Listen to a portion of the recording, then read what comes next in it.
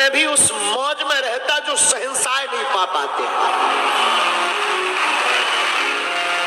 हक्कड़पन में एक एक चौपाई गूढ़ है, एक एक चौपाई, एक चौपाई पर बोला जाए तो जिंदगी गुजर जाएगी, पर वो चौपाई पूर्ण नहीं होगी। इसलिए भैया जितने भी यहाँ बैठे हैं ना, कक्का हरो, हमारा निवेदन है, पूछो का, सुबह नहीं तो शाम रोज 5 चौपाई पढ़ना प्रारंभ कर दो, आपकी जिंदगी में हर प्रश्न का उत्तर मिलना प्रारंभ हो जाएगा। जितने भी युवान बच्चे पढ़ने वाले बैठे हैं ना, विद्यार्थी कौन कौन है पढ़ने वाले हो ना? अच्छा, कई बार अटक जाते हो ना? अच्छा, याददाश्त की बड़ी दिक्कत होती है ना? होती है ना? याद नहीं रहता, होता है ना? सुनो, आज ही गांठ बांध लो, हम 12वीं तक पढ़े हैं और बीए प्राइवेट करे हैं, लेकिन स्कूल ही नहीं गए ढंग से। जाते थे तो मास्टर कह देते थे तुम मत पढ़ो, गए हैं कम गए, क्योंकि हम जाते से वही शुरू हो जाते तो हस्तरेखा, हाँ गड़बड़ हो जाता था सब। मास्टर कहते थे तुम मत आया करो, हमने कहा नाम कट जाएगा, बोला तुम्हारा नहीं कटेगा। हमें पेपर के दिन याद रहता था कि आज जो है अर्थशास्त्र का पेपर है।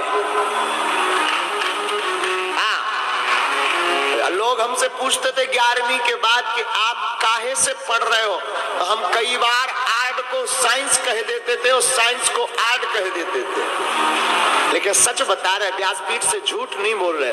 हमने रामायण रोज पढ़ी अपनी माता जी की आज्ञा से, आज तक कभी भी फेल तो ठीक है, डिक्टेंशन तो ठीक है, आज तक 60% से कभी कम मार्कशीट नहीं बनी। रुको तो 12वीं का तो पूछो, 12वीं में ये भाई साहब 70 पे 4 74% लेकर आए हैं। उसमें क्या बोलते हैं वो, कौन सी परीक्षा होती? बोर्ड की परीक्षा। रुको भाग्य को भूत कमाता है। 5000 रुपया उस वक्त हमको प्रिंसिपल दिए रहे क्योंकि हम फर्स्ट आए रहे। अभी रुको तो, अब पूछो पेपर कैसे भया? हम जाते थे तो राम लिख के सीताराम, तुम मत लिखना। एक सीएससी साहब थे, वो चेकियर, वो बोले महाराज जी राम मत लिखा करो। हमने कहा क्यों? बोले कोनो अगर धर्म विरोधी के हाथ में पेपर पड़ जाएगा तो वो फेल कर देगा। हमने कहा उसके बाप में दम नहीं है, जब पेपर में दम होगा तो कौन फेल करेगा? लेकिन रुको तो, सुनो तो, पास कैसे भाई पता है? रामायण के बल पर। हमने रामायण बहुत पढ़ा और आर्ट में लिखना बहुत पड़ता है। रामायण को हमने खूब पढ़ा, हमें उतना कंठस्थ नहीं है, जितनी भी है रामायण मैया की कृपा है। जब प्रश्नोत्तरी करने बैठते हैं, जिंदगी का ऐसा कोई प्रश्न नहीं है जिसका समाधान और उत्तर रामचरितमानस में ना हो। कोई पढ़े भर तो जितने पढ़ने वाले, रुको तो सुनो ना, जितने भी पढ़ने वाले बालक है ना, निवेदन है कल से नहीं, तुम 2-4 दिन तो पढ़ते हो और फिर सुसवा जाते हो, हाँ मतलब सो जाते हो और रोज प्रण करते हो कि आज तो 6 बजे उठेंगे ही उठेंगे। अलार्म लगा लेते मोबाइल में भी, और 6 बजता है तो लगता 5 मिनट और सो ले, बिगड़ जाएगा। और 5 मिनट के लिए अलार्म बंद करो तो सीधे 10 बजे खुला था। हाँ जी है ना जी, होता है ना ऐसा। रात को 5 चौपाई पढ़ो, कितनी?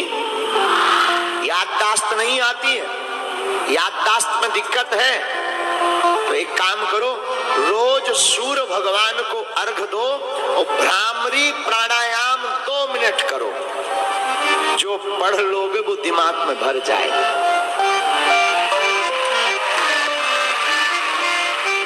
और एक बात, जब भी पेपर देने जाओ ना, गणेश भगवान माँ सरस्वती को प्रणाम करके और गौ माता को गुड़ चना की रोटी खिला कर जाया करो। बस इसका मतलब ये नहीं कि तुम रोटी और गुड़ खवाओ तो पेपर ना भरना पड़े और पास हो जाए।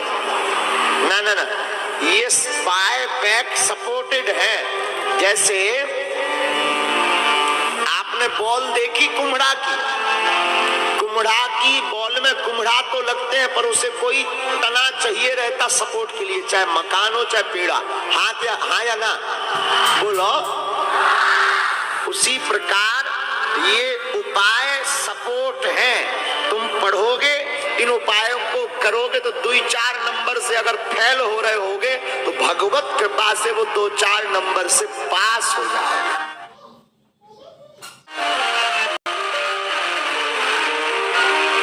इसलिए का पढ़ो, बोलो ना, कौन कौन पढ़ेगा? Thank you very much. क्योंकि आजकल रामायण साल भर में एक बार खोली जाती है, दिवाली और फटकार के फिर धर देते हैं।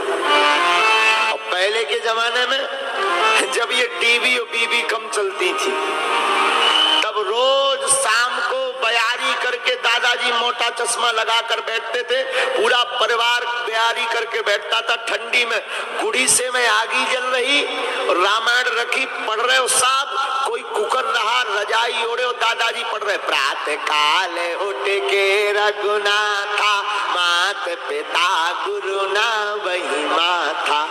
राम जी महाराज प्रातः काल उठ करके माता पिता गुरु को प्रणाम करते तो सब बच्चे पढ़ते थे।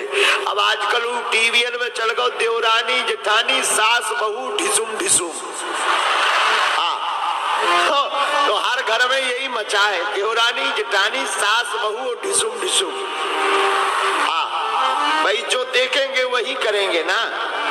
अपने बच्चों को रामायण पढ़वाओ, बच्चों को जो करवा दोगे ना बच्चे वही बनेंगे। बेटा हो या बेटी, जितने भी अभिभावक बैठे हैं ना, अभिभावक मतलब माता पिता जितने भी बैठे हैं ना, हमारी हाथ जोड़कर प्रार्थना है, रामायण भारत की धरोहर है, रामचरितमानस भारत की संपत्ति है, रामचरितमानस जीवन जीने की कला टेस्ट है, रामचरितमानस मानव तन का दर्पण है, रामचरितमानस जीवन का सार है, रामचरितमानस चलता फिरता सदग्रंथ भगवान भूत भावन महादेव